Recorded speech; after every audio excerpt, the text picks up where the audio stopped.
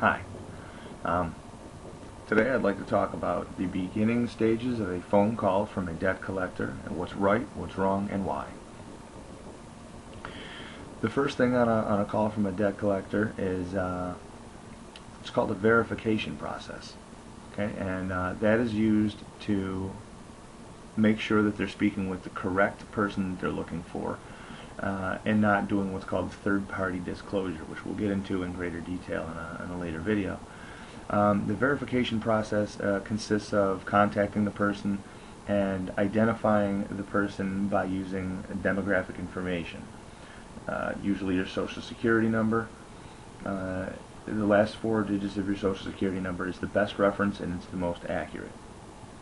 Okay, I'll use myself as a reference as being the collector because I'm a debt collector. So you'd receive a phone call from a person like myself, and it would sound like, the phone rings, you pick it up, you say hello, whatever you say.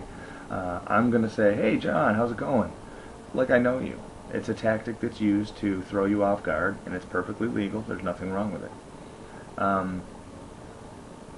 Once you respond to that, that's usually a good indicator that we've reached the right person.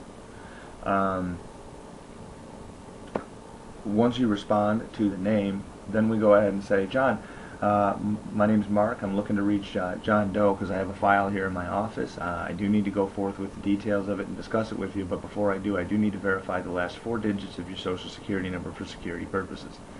At which point some people get skeptical and they go, well, I don't really know if I should do that. That's my social security number. No, it's not. It's the last 4 of your social.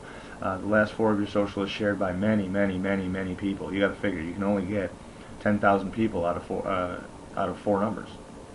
There's more than 10,000 people right here in the hometown that I live in.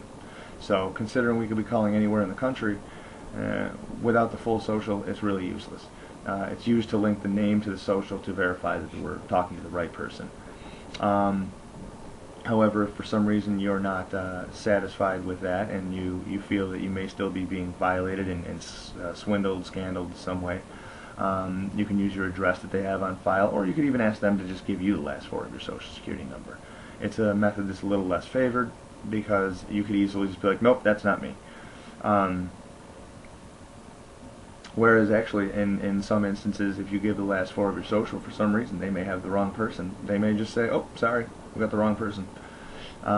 If it's close to your social security number, that may be because it was typed in wrong, like they may have 2 digits backwards.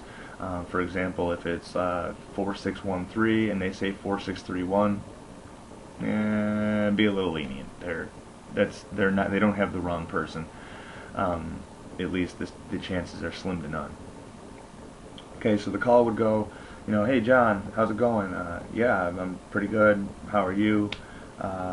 Who's this? And you say, or we would say, my name's Mark. I'm looking to reach John Doe. I've got a file. I'm trying to reach John Doe so I can disclose his information. Am I speaking with John Doe? Yes, sir. Blah, blah, blah. Okay, great. I'd like to verify that. Could you please give me the last 4 of your social for security purposes?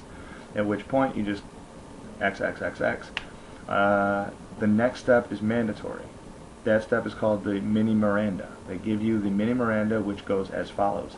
This is an attempt to collect a debt. Any information obtained would be used solely for that purpose, and this call may be monitored for quality assurance and training purposes. Once that process is complete, the call can then go forward. Without that, it is pointless for the person receiving the phone call to say, I don't want to give you my social security number. What's this call in reference to? This call is in reference to exactly what we're trying to do. Verify the information so we can go forward. It's a stalemate unless you verify that. Reason being is third-party disclosure. Even in instances like you have a relative in the house, for example, a father and son, that share the same name. It's common. It happens. John Doe has a John Doe Jr. running around.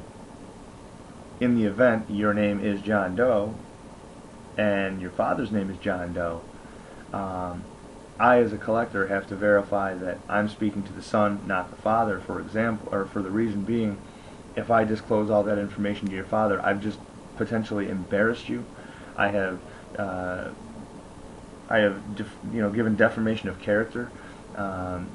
leading to believe that you are a person that is unlawful and breaking laws by obtaining lines of credit with no intentions of paying it back. Whatever assumptions may be made by that call based on a third party who doesn't know all the details. So it's really a good idea to just go ahead, take the call, and verify the information that they're asking for, because in the event you are not the person that they're looking for, they're not going to push the issue. They're just going to say, okay, sorry about that, never mind. If you show no resistance to a debt collector, they're not going to give you that much of a hard time. If they do, then there's other things that can be done. We'll go ahead and get those in other videos the same. Well, like I said, that's the beginning stages of a phone call. It's short, it's quick, and it's painless with no risk involved. That's pretty much it.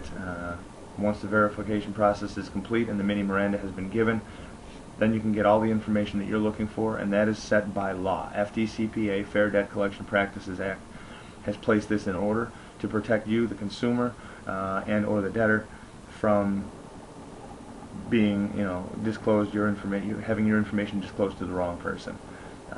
It is there for your protection. Thank you very much. You have a great day, and I'll talk to you soon.